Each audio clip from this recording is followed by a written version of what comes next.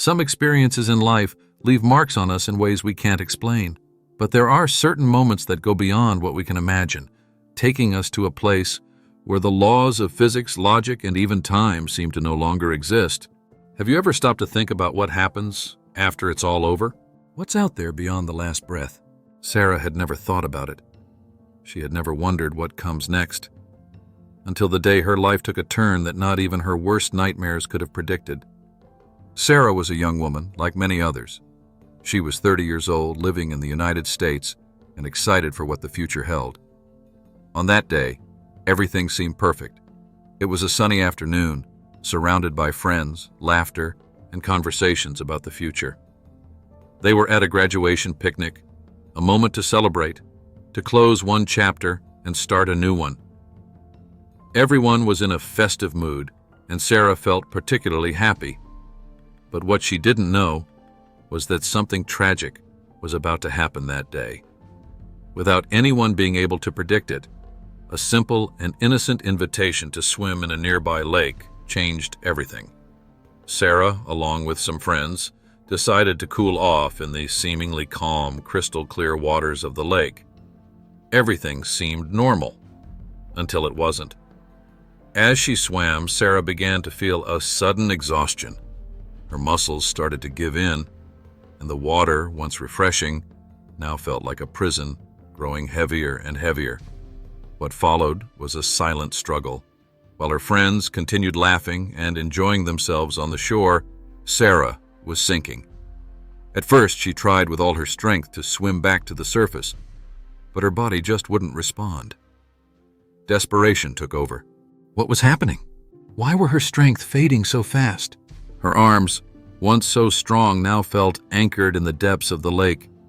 Her heart was racing, and each second felt like an eternity. Sarah's lungs burned with the need for air, and she knew her time was running out. She tried to scream, but all she managed to do was swallow more water. The surface seemed farther away, like an unreachable dream. She was alone, sinking into a bottomless abyss. Panic took over. The water around her felt like it was closing in, trapping her as life slowly slipped away. Her thoughts were jumbled, but one truth hit her like a punch. I'm dying. Then, in the midst of her despair, something unexpected happened. A soft, serene voice broke through the chaos in her mind. Rest, said the voice, which didn't seem to come from outside, but from within her. It was a comforting sound, like someone was there with her, guiding her away from all the suffering. In that moment, Sarah felt something change. The despair, the fear, and the struggle stopped. Her body, which just moments ago had been fighting frantically against the water, now seemed to surrender to an absolute peace. Sarah felt light, as if she had been released from invisible chains. Suddenly, she saw herself floating out of her own body. There was no more pain, no more panic. Everything seemed distant, like a vague memory. She looked down and, with a mix of surprise and calm, saw her own body still at the bottom of the lake, motionless, sinking into the depths. But what was even more surprising was that it no longer terrified her. There was a strange peace in seeing herself that way, as if she had been freed from something bigger.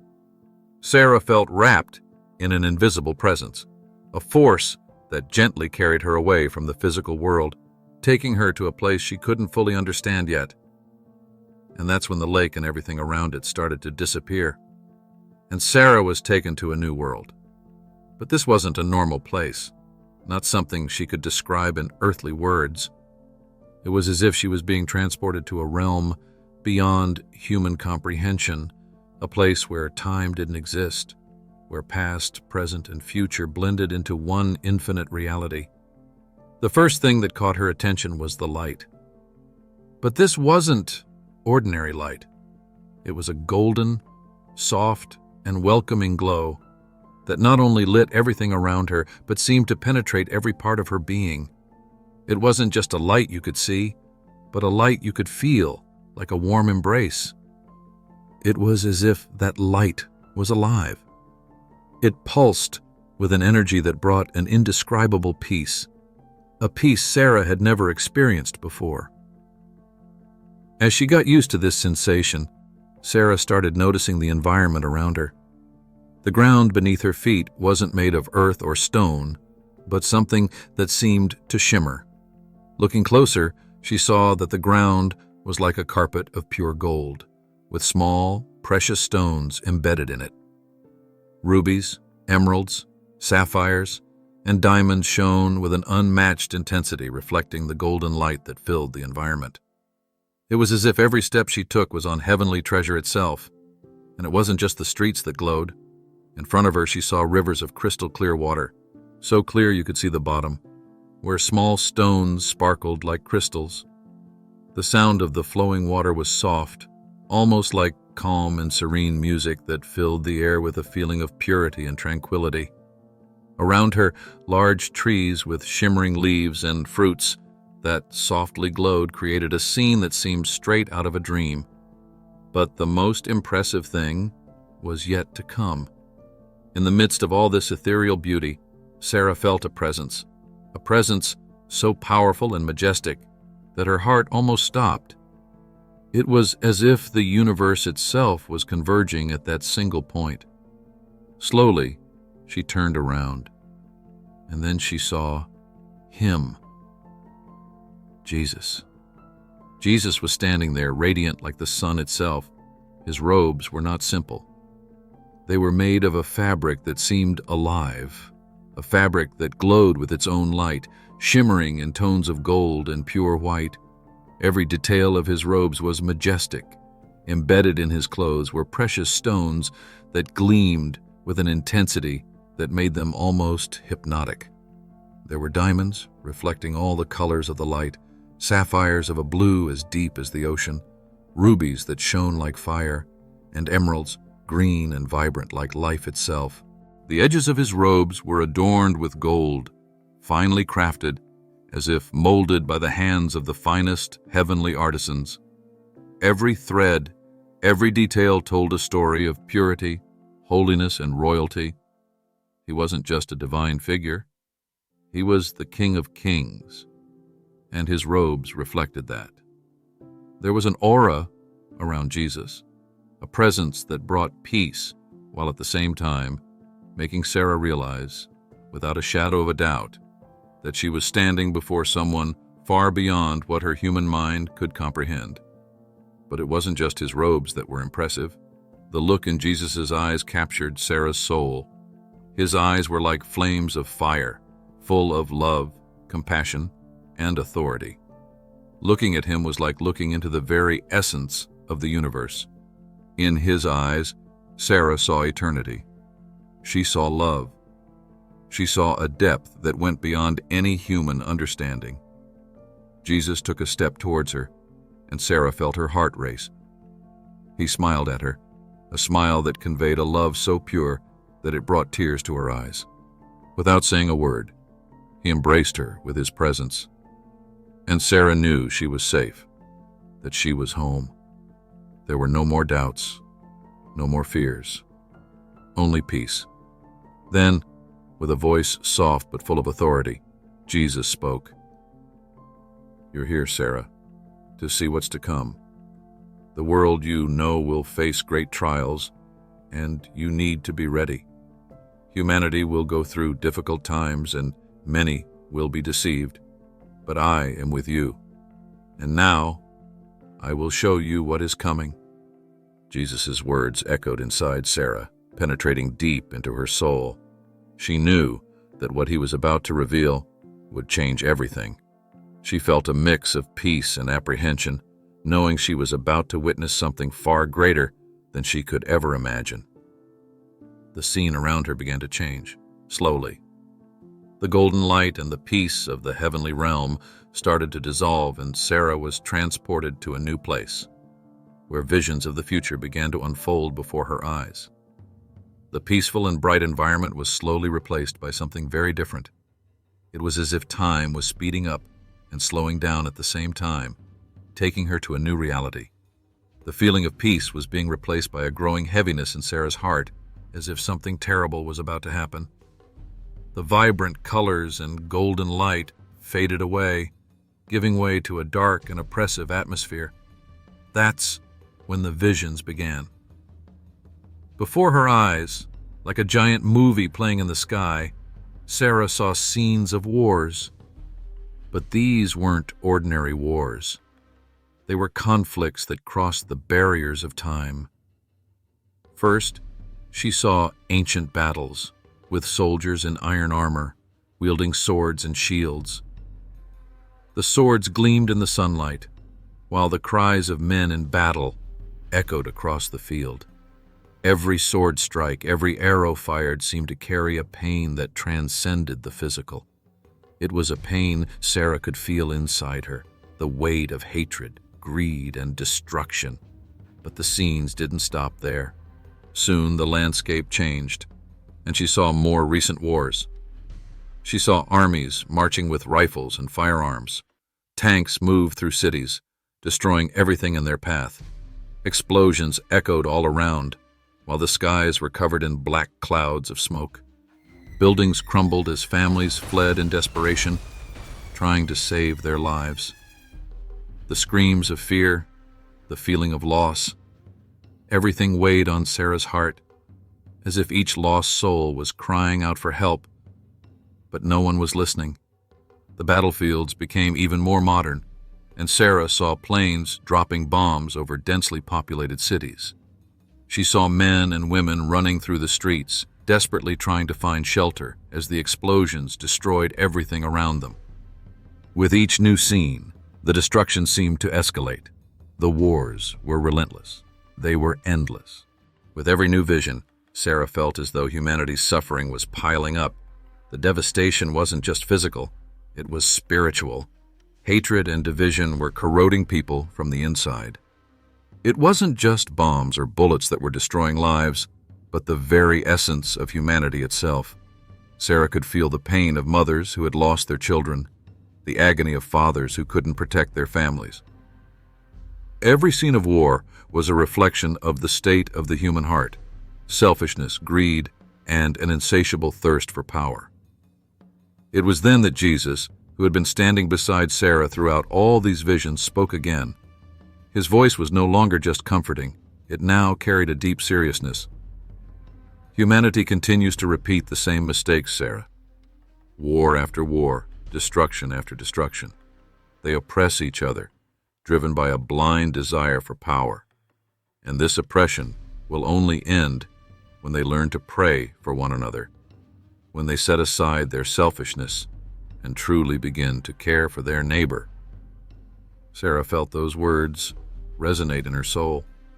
It was as if all the pain she had witnessed up to that point had a clear origin: the human heart, distant from God. The message was simple but profound. Without prayer, without compassion, without true love, humanity was doomed to repeat the same mistakes, generation after generation. The wars were just the symptom of a much deeper problem. The final vision of war Sarah saw was of an even darker future, conflicts involving technologies never seen before. Weapons so powerful they could destroy entire continents in a matter of seconds. The scale of destruction was unimaginable. A chill ran down Sarah's spine as she realized that in their relentless pursuit of power, humanity had created something that could completely wipe them out. The earth, once a place of life, now seemed desolate, covered in rubble and ashes. It was at this moment that Jesus raised his hand, halting the visions. The silence that followed was heavy, almost suffocating. He looked deeply into Sarah's eyes, as if transmitting a message directly into her soul. Pray. Pray for one another, because the future you've seen can be avoided, but it depends on the change in the human heart. Pray that there is repentance before it's too late. These words from Jesus echoed inside Sarah like a call to action. She knew that what she had seen wasn't just a vision of what was to come, but a warning. a message that without God's intervention, humanity was heading towards self-destruction. And now, more than ever, she understood the urgency of prayer, the need to intercede for others. With a deep sense of responsibility, Sarah braced herself for what was to come next. The wars had been a devastating vision, but she knew the worst was yet to come. The silence that followed the visions of war still hung in the air. The environment around Sarah felt heavy, almost as if the earth itself was in pain. She knew that the wars she had just witnessed were only the beginning of something much bigger, something that would involve not just humans, but all of creation. And then, just as before, the scene changed once again. Sarah was transported to a new setting. At first, everything seemed calm, but a sense of unease quickly began to take over. It was as if the very air was filled with tension, as if the world around her was waiting for something terrible to happen. And then, it did. She saw what appeared to be a coastal city.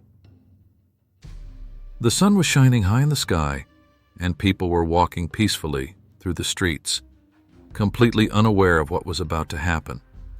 Suddenly, without warning, the ground began to shake violently. Buildings swayed like toys, and the sound of cracks forming in the asphalt filled the air.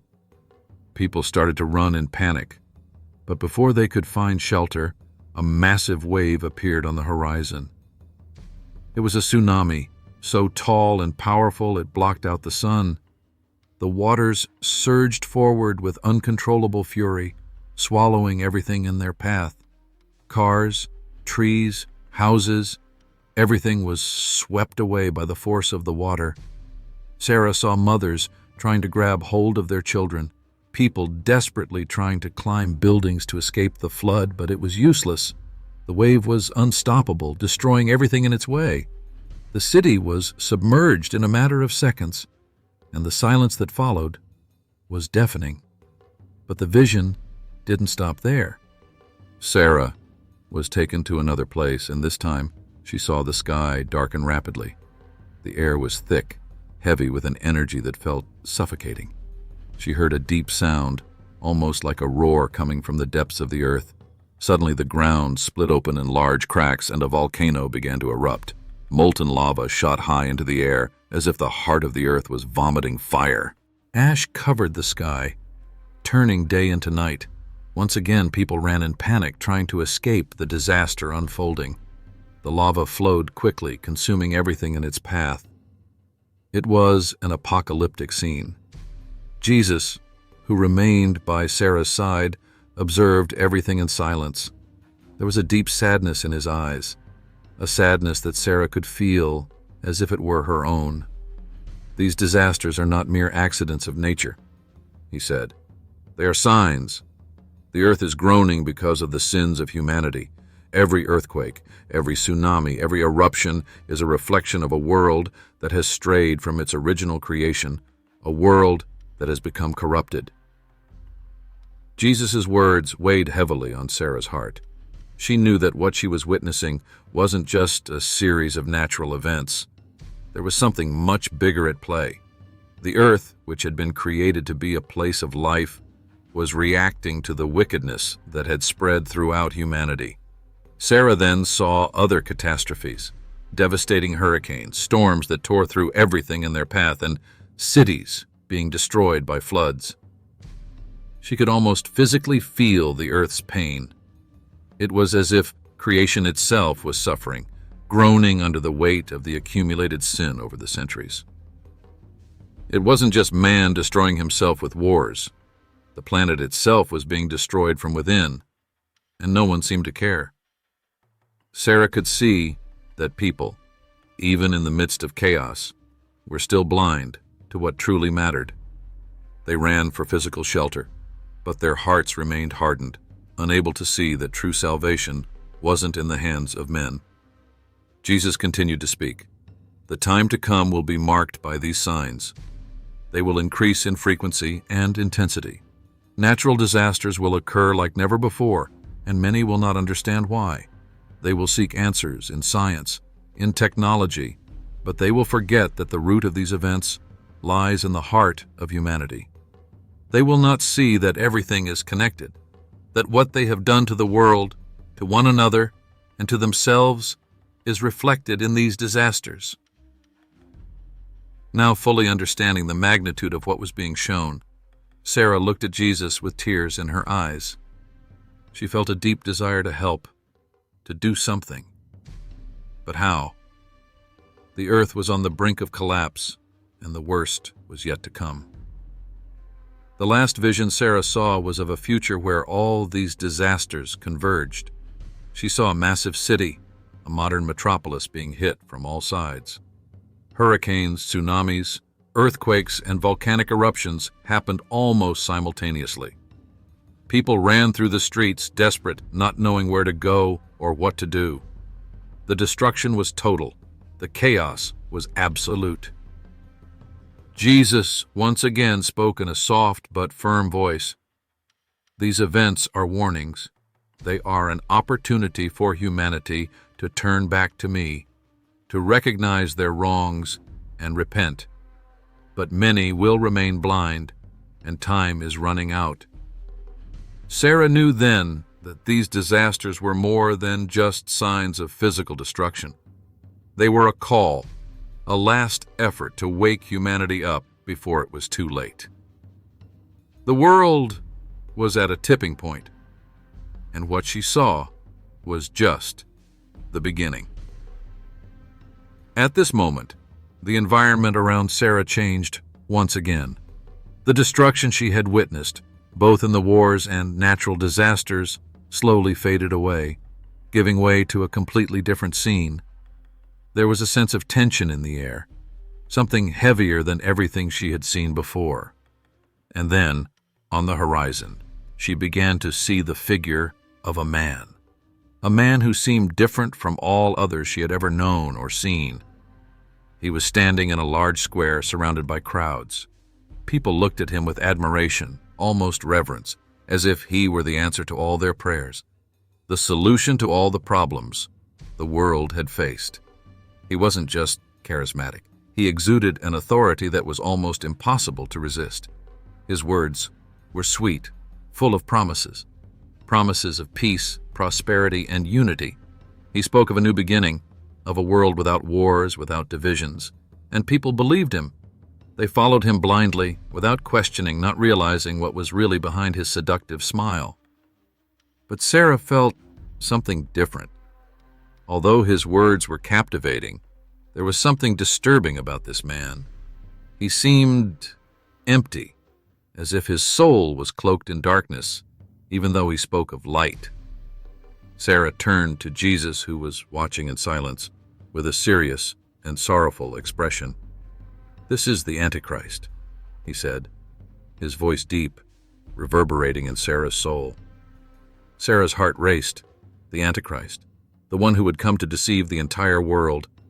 And that's exactly what she was witnessing. The world being deceived, hypnotized by his empty promises. The man in the square kept speaking, and more people joined his movement.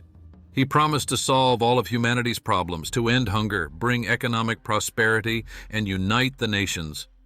But Sarah knew it was all a facade. Behind each of his words was a much darker plan. Suddenly, another figure appeared beside the Antichrist. This man seemed calmer, more spiritual, but Sarah immediately sensed that he was deeply connected to the first man in a sinister way.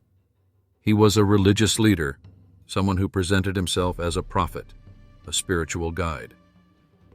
He spoke of a path to inner peace, of how humanity should follow the Antichrist as the ultimate savior, both politically and spiritually. He encouraged the crowds to bow before the Antichrist, to accept him as the true world leader. Jesus, still beside Sarah, looked at her and said, "This is the false prophet. He will pave the way, and together they will deceive many. The world will bow to them, but those who follow them will be lost. Sarah watched everything with a growing sense of dread. It was like watching a trap being set right before the eyes of millions of people, and they simply couldn't see it. The false prophet spoke with such eloquence that, for a moment, even Sarah felt the temptation to believe his words. He spoke of spiritual unity, of a new time of religious peace, where all beliefs would be unified into one. And people followed. Men and women from all nations and creeds bowed before these two figures, believing they were witnessing the beginning of a new era. But Sarah knew the truth. She saw beyond the smooth appearance and persuasive speeches. The Antichrist, with all his charisma, was an agent of destruction, and the false prophet, with his twisted spirituality, was leading people away from the true faith, drawing them further from God and into perdition. The scene intensified. The Antichrist began to amass more and more power. His promises of peace turned into absolute control. What had once been speeches of hope now became rigid decrees. He demanded worship.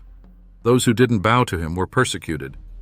He implemented a system of control that touched every aspect of people's lives. No one could buy or sell without aligning with him, without accepting his rule. Sarah saw humanity divided. There were those who blindly followed the Antichrist and the false prophet, and there were those who resisted. But those who resisted paid a high price. She saw Christians being persecuted, marginalized, imprisoned, and even killed for their faith. The streets that had once been filled with celebration were now stained with blood. The Antichrist revealed himself, little by little, as the true dictator, controlling the economy, politics, and religion. He promised freedom, but what he brought was slavery. And while all this was happening, the false prophet continued to deceive the masses. He performed signs and wonders, false miracles that made people believe even more that they were on the right path. Fire descended from the sky and supernatural healings took place before their eyes, but they were mere illusions, tricks that were part of the great deception, and still the people bowed. Sarah felt a deep sadness envelop her heart. The world was surrendering to darkness, and many didn't realize it. They were blind, hypnotized by a power that seemed so good, but hid the deepest darkness. Jesus, by her side, placed his hand on Sarah's shoulder and said firmly, "These times are near. The world is not ready for what is coming. Many will be deceived, but those who follow me, who resist this deception, will find true life." The weight of these words resonated in Sarah. She knew that what she was witnessing was the climax of everything she had seen so far. The wars, the disasters, everything was leading up to this moment. The moment when the Antichrist would rise, and the false prophet would guide the world to its destruction. But there was hope, a quiet hope, for those who remained firm in their faith. As the final vision of the Antichrist and the false prophet began to fade, Sarah was overwhelmed by a deep silence. It was a silence that, in a way, calmed her, but also left her with a heavy burden on her heart. Everything she had witnessed, the wars, the natural disasters, and the rise of darkness, could not be ignored. There was an urgency, a growing pressure in her soul. And then, in the midst of that silence, Jesus, with his soft and loving voice, spoke again. He looked directly into Sarah's eyes, as if he were sending a message not just to her, but to all who would hear her story. "The next few years will be crucial, Sarah. Time is running out. Many will be tested, and there will be great confusion and deception. But there is still hope. There is still time for my people to prepare, pray. Arm yourselves with faith, with truth, with intercession. What you've seen is not inevitable for everyone, but those who are not prepared will be swept away by the storm that is coming." These words brought a new kind of urgency to Sarah's heart. This wasn't just a vision of the future, it was a call, an invitation for every Christian in the world to rise in prayer, to stand spiritually prepared for the difficult times ahead. Jesus' message wasn't one of fear, but of preparation, of an opportunity for people to turn their hearts back to Him before it was too late. "Next few years," Jesus repeated, while the atmosphere around them seemed to vibrate with the importance of His words. "Years of trials, years when deception will spread like never before. Humanity will face challenges like never before, and many will be swept away by the tide of sin and despair. But for those who hear my call, who stand firm, who pray with sincerity, I will be with them." The words, "I will be with them," echoed in Sarah's mind. There was a promise in them. Even in the face of all the terrifying visions she had witnessed, Jesus was offering the hope of His presence.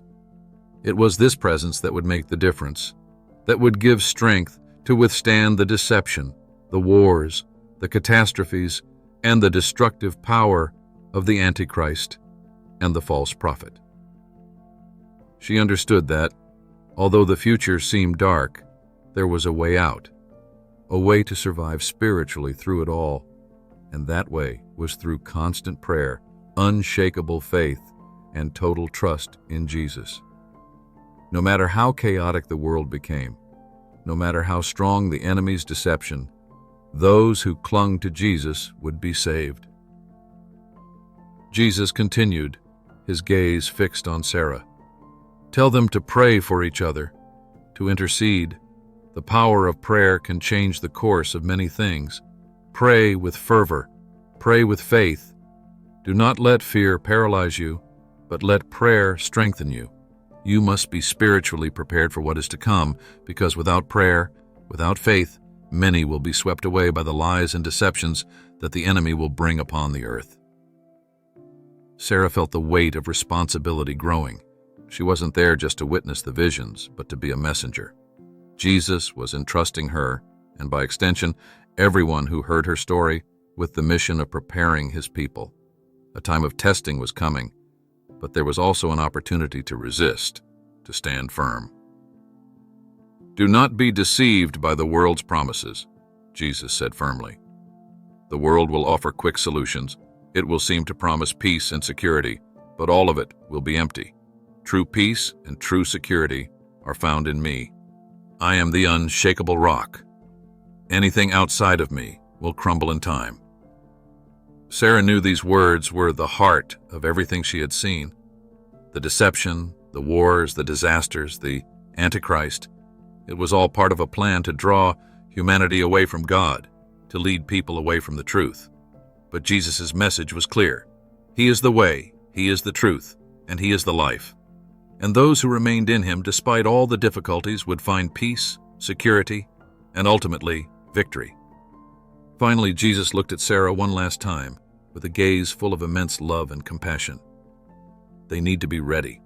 Pray, stand firm, and remember, no matter what comes, I will always be with you. With these words, Sarah's vision began to fade. The heavenly environment, the wars, the disasters, the Antichrist, and the false prophet all slowly disappeared until Sarah found herself back in her body, already in the hospital receiving medical treatment due to the drowning in the lake. But something had changed. She was no longer the same. Now she carried with her a mission, a message of hope and preparation. My friends, the coming years will be difficult, but they will also be an opportunity for a new beginning, for spiritual renewal for those who turn to God. Sarah knew she couldn't ignore what she had seen. She needed to tell the world. She needed to warn people that time was short, but there was still a chance to be prepared, because in the end, the power of prayer and faith in Jesus would be the key to surviving what was to come. If this story has touched you in any way, please like, share, and subscribe to the channel for more videos that strengthen our faith even further. God bless you and your family.